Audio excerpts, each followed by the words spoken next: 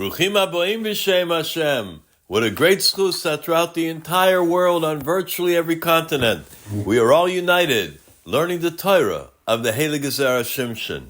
Today's shir is for zchus and refuah shalema, for Yashar David ben Chinna, Miriam Devorah bas Esther, Rabbanit Simi Simcha bat Miriam, a zchus for all of the hostages, Yehi Ratzon, that they all return home safe and sound, Tekaf Umiyad, and Besuros Tovas for Sarah Edel bas Elisheva Miriam.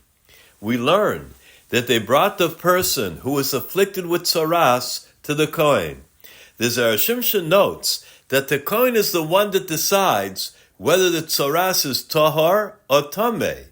He asks, why isn't this done by a Rav or a Talmud Chacham, the usual decisors of halacha?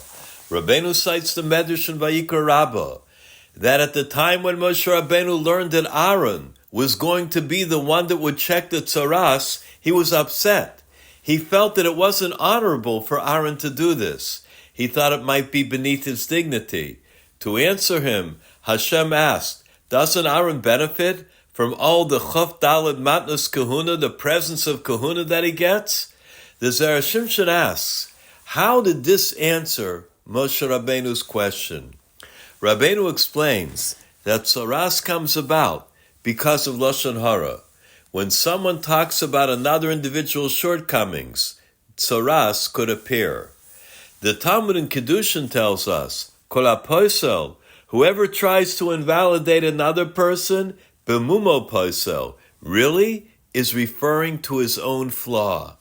In reality, it is this person who has the very chisaron of which he's accusing his friend of. The Talmud also says that if an individual is at odds with others, it's a siman that the person could have a flaw in his yichus. The Rambam paskins in Hilchos Truma that Truma can only be eaten by a Kohen who has proven pure yichus. That is why the Zera Shimshon says that the Kohanim were the ones who checked the Tzaras. The Kohanim were the ones that ate Truma and Kodshim, and they had to be pure. Once there was a bocher named Rafi. He had been wounded in war and was carried to the house of the great Baba Sali. He had been discharged from the hospital, but one of his feet were very bad. The doctors did not even know whether they would be able to save the foot. Some of Rafi's relatives suggested that perhaps he should go to Rav Abu Zera, who was known to do wonders with his tefillos. They brought him to Baba Sali. He looked at Rafi after he heard of his plight, and he said to him, do you put on tefillin every day? Rafi answered, no. Then Baba Sali said, do you observe the Shabbos? Rafi said, no. Baba Sali said, we believe that Hashem gives koach in all of our limbs in order that we should be mekayim his mitzvos. When one does not observe a mitzvah, they are missing that koach in their limbs. When Rafi heard this, he broke out in tears.